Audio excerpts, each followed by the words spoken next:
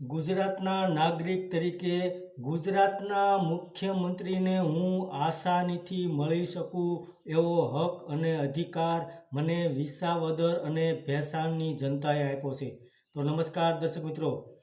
તો વિસાવદર અને ભેંસાણના આમ આદમી પાર્ટીના ધારાસભ્ય ગોપાલ ઇટાલિયા ગુજરાતના મુખ્યમંત્રી ભૂપેન્દ્ર પટેલને મળ્યા, તેમની સાથે મુલાકાત કરી અને તેઓ ખૂબ જ ખુશ થયા અને જણાવ્યું કે હું અત્યાર સુધી ઘણી વખત દિલ્હીના મુખ્યમંત્રીને મળી ચૂક્યો છું અને પંજાબના મુખ્યમંત્રીને પણ મળી ચૂક્યો છું. તો પ્રથમ વખત ગુજરાતના મુખ્યમંત્રી સાથે મારી મુલાકાત થઈ અને આ મુલાકાતની અંદર ગોપાલ ઇટાલિયાએ ભૂપેન્દ્રભાઈ પટેલ મુખ્યમંત્રીશ્રીને ઘણી બધી રજૂઆત કરી, જેમાં મહત્ત્વના 5 મુદ્દાને લઈને રજૂઆત કરી. જેમાં સૌ પ્રથમ મુદ્દો એ હતો જેમાં વિસાવદર અને ભેંસાણમાં ઇકો સેન્સિટિવ ઝોન છે તેને નાબૂદ કરવાનો હતો અને તેઓએ આસામનું રેફરન્સ આપતા કહ્યું કે આસામ રાજ્ય સરકારે આ જે કાયદો હતો તેમને વિથડ્રો કર્યો છે. કેન્દ્ર સરકારે કાયદો લગાડ્યો હતો, પરંતુ રાજ્ય સરકાર દ્વારા આ કાયદાને નાબૂદ કરવામાં આવ્યો છે.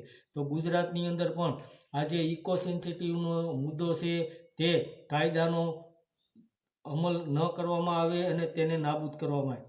અને ત્યારબાદ બીજો મહત્ત્વનો મુદ્દો હતો ખેડૂતલક્ષી, જેમાં તેઓએ કિસાન સહાય યોજનાને લઈને રજૂઆત કરી કે હાલમાં ભૂતપૂર્વ મુખ્યમંત્રી શ્રી વિજયભાઈ રૂપાણી દ્વારા જે કાયદો લાવવામાં આવ્યો છે, કિસાન સહાય યોજનાની જાહેરાત કરવામાં આવી છે, તેમાં ઘણી બધી વસ્તુઓમાં અને ઘણી બધી વ્યક્તિઓને વીમા મળે છે, પરંતુ હાલમાં ખેડૂતોને જે અતિવૃષ્ટિ થાય છે, અનાવૃષ્ટિ થાય છે, માવઠા થાય છે, તેની અંદર ખેડૂતોને પાકની નુકસાની જાય છે, તેમાં પણ વીમો આપવામાં આવે.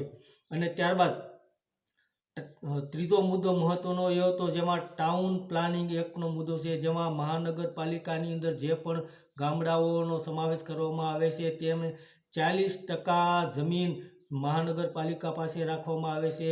જે કાયદો છે તેમના અમલીકરણ ન કરવામાં આવે અને આ 40%નો જે કાયદો છે તેમાં સુધારો કરવામાં આવે તેવું ગોપાલ ઇટાલિયાએ જણાવ્યું હતું.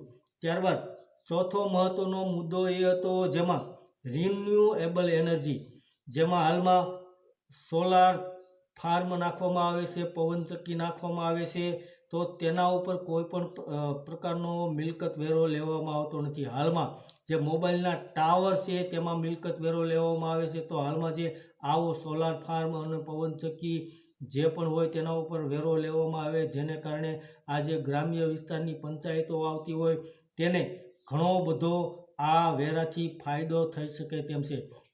અને ત્યારબાદ પાંચમો મહત્ત્વનો મુદ્દો એ હતો જેમાં તેઓએ પશુપાલકોને, વિસાવદર અને ભેંસાણના પશુપાલકો અને માલધારીઓને લઈને આ જે વાત હતી તેની રજૂઆત કરી હતી. ગૌચરની જે જમીન છે તેમનો છુટકારો કરવામાં આવે. ઘણી બધી જગ્યાએ ગૌચરની જમીનો દબાવવામાં આવી છે, તેનો છુટકારો કરવામાં આવે.